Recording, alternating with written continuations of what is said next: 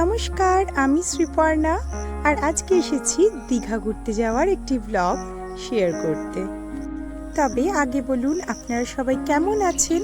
আশা করি সবাই খুবই ভালো আছেন। এই বছরে মার্চ মাসের শেষ সপ্তাহে দুদিনের জন্য চলে গিয়েছিলাম দীঘা ভ্রমণে। বছরে অন্তত একবার আমি বিচ সাইডে কোথাও একটা ঘুরতে যেতে খুবই পছন্দ করি, তো এবছরও গিয়েছিলাম। আর হুট করেই কিন্তু দীঘা যাওয়ার প্ল্যানটা করা হয়, বাট এবার চাহিদাটা একটু অন্যরকম ছিল। এবার ভেবেছিলাম যাওয়া অথবা ফেরা অথবা দুটোই কোনো একটা আমরা ট্রেনে করব। কিন্তু যাওয়ার টিকিট কনফার্ম না হলেও ফেরারটা কিন্তু হয়েছিল, তাই পরের দিনই আমরা বাসের টিকিটও বুক করে নিই। এদিকে আবার এক কাণ্ড হয়েছে, যাওয়ার আগের দিন রাত্রে জানতে পারি আমাদের বাসটা ক্যান্সেল হয়ে গেছে। কোনো একটা কারণে বাসটাকে পুলিশ উঠিয়ে নিয়ে গেছে। তো কি আর করা যাবে, অগত্যা আরেকটি বাস বুক করা হয় এবং আমরা পরের দিন ভোরবেলা দীঘার জন্য রওনা দিই। তো বেরিয়ে তো পড়ি, কিন্তু মাঝ রাস্তায় আবার হয়ে যায় বাসের টায়ার পাঞ্চার। বাট ওই টাইমটাকে আমরা ইউটিলাইজ করি কচুরি আলুর দম খেয়ে আর ছেলেকে রুটি আলু ভাজা খাইয়ে। তবে লেট না হয়ে মোটামুটি টাইম মতোই পৌঁছে যাই দীঘায়, আর পৌঁছেই আগে আমরা স্নান করতে চলে যাই সমুদ্রে। আর আমরা স্নান সেরে লাঞ্চটা করি আর তারপর একটু গড়াগড়ি দেই। তারপর বিকেলে উঠে একটু চা পকোড়া এইসব খাই আর বেরিয়ে পড়ি আমরা বিচে ঘুরবার জন্য। আর অনেকটা সময় সমুদ্রের পাড়ে বসে হাওয়া উপভোগ করি। সমুদ্রের জলে স্নান করতে যেরকম আমি ভালোবাসি, বিকেলবেলা এই সমুদ্রের হাওয়াটা উপভোগ করতেও কিন্তু আমার খুবই ভালো লাগে।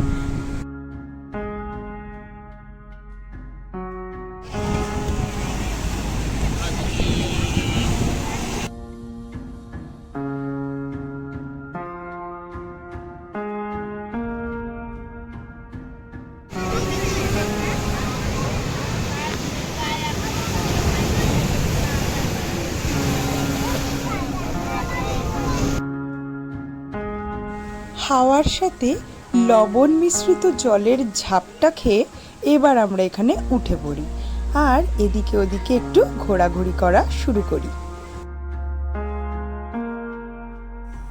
গরমের দাবদাহটা কম থাকার কারণে পরিবেশটা ছিল বেশ ঠান্ডা, আর তার জন্যই মানুষের ভিড়টাও কিন্তু ভালোই ছিল।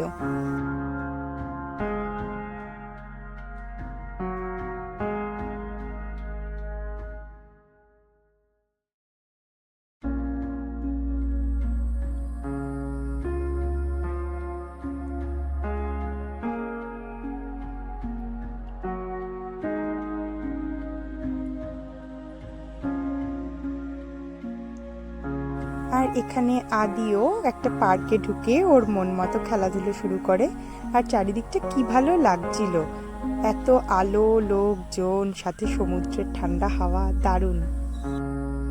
আর এখানে একটি অনুষ্ঠান হচ্ছিল, যারা আবার একটি পেইন্টিং এক্সিবিশন রেখেছিল, আর ছবিগুলি এক একটা মানে জাস্ট তাক লাগানো, এত অপূর্ব আর নিখুঁত কাজ, আমার দারুণ লাগছিল।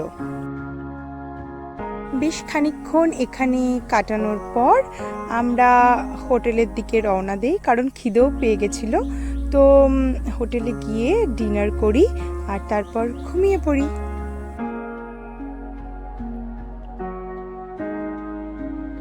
আর এখানে পরের দিন সকালবেলা আমরা মোহনার জন্য রওনা হয়েছি। মাছপ্রেমী বাঙালি দীঘা এলে মোহনায় না গিয়ে কি থাকতে পারে বলো? এখানে আদি ফার্স্ট টাইম একটুখানি ঘোড়ায় চড়ে নিল। আমরা বেশ অনেকটা সময় এখানে ছিলাম বিচে, আর প্রচুর স্টার ফিশ এটা ওটা আদি খুঁজে বেড়াচ্ছিল। সো তারপর আমরা মোহনায় ফিশ মার্কেটের দিকে এগাই। আর যেহেতু সকালবেলা জোয়ারের সময়, তো জলও কিন্তু বেশ বেড়ে যাচ্ছিল।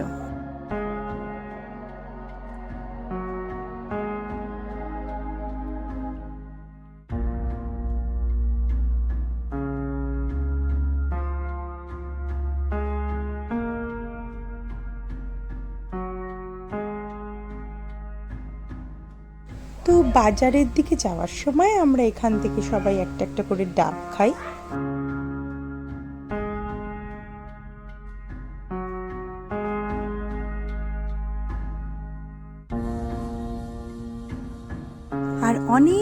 থেকে আগত এই লঞ্চটি যখন কাছে এসে গেল আর সমুদ্রের জলে সূর্যের প্রথম আলো, জলটা একদম ঝলমল চিকচিক করছিল, সো খুব ভাল লাগছিল দেখতে। তারপর আমরা নাক বন্ধ করে চলে যাই ফিশ মার্কেটে, কারণ সামটাইমস বিশেষ করে এই শুটকি মাছের দোকানের গন্ধ না নেওয়াটা একটু টাফ। তো যাই হোক, কিন্তু মাছগুলো কিন্তু দুর্দান্ত, মানে জ্যান্ত মাছগুলো যেগুলো একদম ফ্রেশ তোলা হয়েছিল, মানে আমাদের তো তাই বললো। সো আমরা ওখান থেকে কিছুটা মাছ কিনে অল্প পরিমাণ চলে আসি। আর তো মোহনা থেকে ফিরে সমুদ্রে স্নান করে আমরা এখানে লাঞ্চটা করতে চলে এসেছি।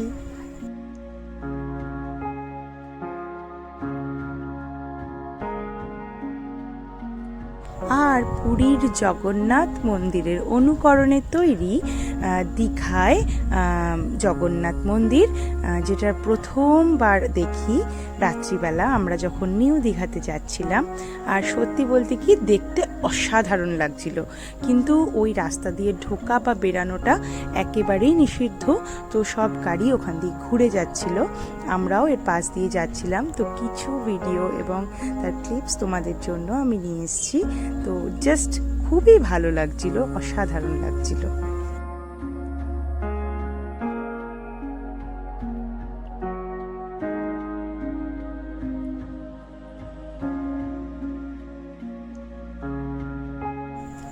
আর আমরা এখানে নিউ দীঘাতে চলে এসেছি, আর সবাই একটা করে আইসক্রিম কিনে নিয়েছি।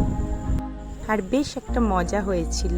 আদি যে ম্যাঙ্গো আইসক্রিমটা খেয়েছে তার স্টিকের মধ্যে লেখা ছিল 1 আইসক্রিম ফ্রি। সো ওর আইসক্রিমের বিনিময়ে আমি কিন্তু একটা কুলফি কেসরি সামথিং কিছু খেয়েছিলাম। আর ফ্রি পাওয়ার মধ্যে তো একটা আলাদাই মজা থাকে।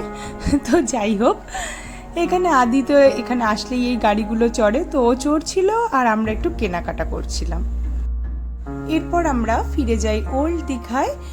আর হোটেলে ঢোকবার আগেও আমরা বেশ কিছুক্ষণ সমুদ্রের পাড়েই বসেছিলাম, বেশ ভালো লাগে। আর ওল্ড দীঘাটা অনেকটাই পিসফুল। সো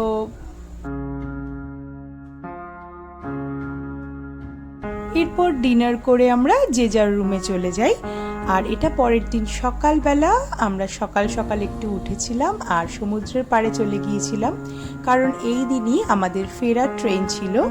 ব্রেকফাস্ট করেই আমরা ট্রেনে উঠব, এরকমটাই কথা হয়েছিল। তো এখানে সমুদ্রের পাড়ে বসেই আমরা একটু চা, বিস্কিট, চিপস এইসব খাই এবং তারপরে হোটেলে গিয়ে ব্রেকফাস্ট করি এবং বেরাবো বলে ঠিক করি।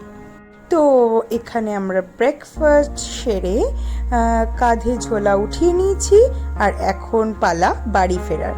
তো শেষবারের মতো জগন্নাথ দেবের মন্দির দর্শন করতে করতে চললাম স্টেশনের উদ্দেশ্যে। আমার এই ছোট্ট পরিবেশনাটি আপনাদের যদি ভালো লেগে থাকে অবশ্যই কিন্তু পাশে থাকবেন, লাইক, শেয়ার, কমেন্ট করতে কিন্তু ভুলবেন না। আর হ্যাঁ, চ্যানেলটাকে সাবস্ক্রাইব করুন। Thanks for watching, by.